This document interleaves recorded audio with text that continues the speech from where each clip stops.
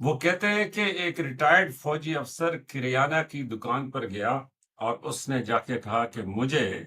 دال مسور کے 742 دانے دے دو۔ تو جو دکاندار تھا اس نے لڑکے کی طرف دیکھا اور بغیر کچھ بات کیے اس نے اس سے کہا اس طرح کرو، صاحب کو 200 گرام دال مسور جو ہے وہ تول کر دے دو۔ تو جو ریٹائرڈ فوجی افسر تھا بڑا حیران ہوا، اس نے کہا کیا واقعی یہ 742 دانے پورے ہیں؟ تو لڑکے نے کہا کہ سر آپ بے شک گھر جا کے گن لیجئے گا، میرے والد صاحب جو ہے ان کی گنتی کے مطابق 3710 دانے دال مسور کے فی کلو گرام ہوتے ہیں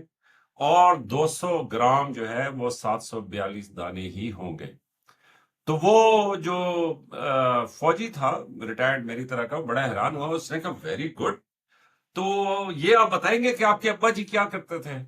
تو لڑکے نے جواب دیا کہ سر میرے والد صاحب بھی ریٹائرڈ فوجی تھے اور ایسے ہی ٹائم پاس کیا کرتے تھے۔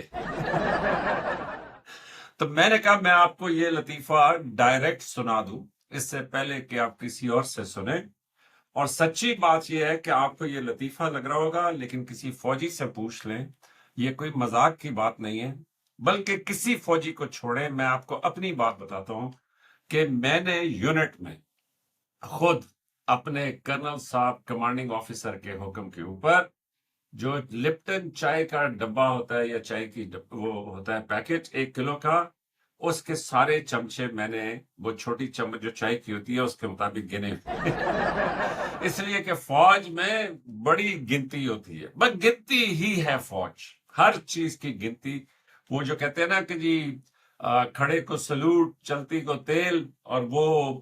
جو رکا ہوا اس کو چونا کر دو، تو وہ اس لیے اس میں میرا خیال میں آپ یہ بھی شامل کر لیں کہ جو نہیں گنا ہوا بس اس کو گن لو۔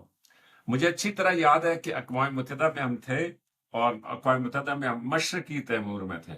اور مشرقی تیمور میں ظاہر ہے ہم وہاں پہ راشن استعمال کرتے تھے، سب کچھ کرتے تھے۔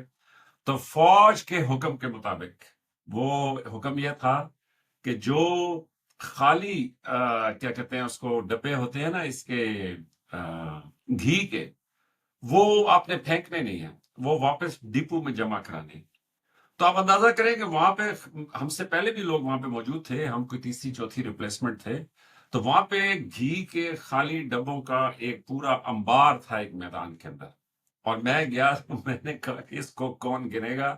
اس کو کیسے میں ہینڈ اوور ٹیک اوور کروں گا۔ اور اس کے بعد میں ابھی یہیں پہ حیرت میری ختم نہیں ہوئی، مجھے بعد میں پتہ چلا کہ یہ سارے ڈبے پاکستان لے جا کے جمع بھی کرانے۔ تو بہرحال ایک لمبا چوڑا کیس میں نے بنایا جس میں میں نے لکھا کہ جناب یہ جو ڈبے ہیں ان کو پاکستان لے جانے کا خرچہ اس سے زیادہ ہے جتنے یہ گھی کے ڈبے تھے، اور پھر اتنی بڑی مصیبت کہ یہ خالی ڈبے میں کس کو راضی کروں گا کہ وہ پاکستان لے کے جائے۔ تو بہرحال بڑی مشکل سے جا کے پھر، لیکن فوج میں پھر یہ ہوتا ہے کہ آپ نے مسئلہ بتایا تو مسئلے کا حل بھی آپ نہیں بتانا ہے،